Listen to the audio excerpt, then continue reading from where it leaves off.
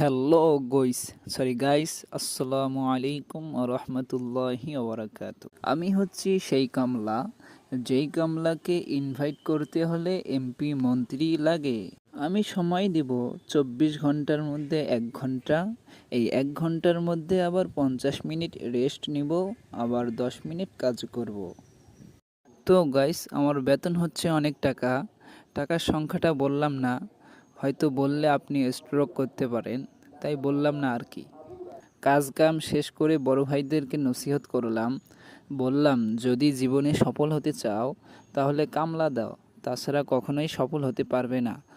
পড়াশুনো করে কোনো লাভ হবে না, উন্নতি তো দূরের কথা, উন্নতি কখনোই হবে না। ভিডিওটি ভালো লাগলে অবশ্যই লাইক কমেন্ট শেয়ার করবেন। ফলো তো দিতেই হবে নাকি, ফলো দিয়ে রাখবেন। দেখা হচ্ছে কোনো এক ভিডিওতে, ইনশাআল্লাহ।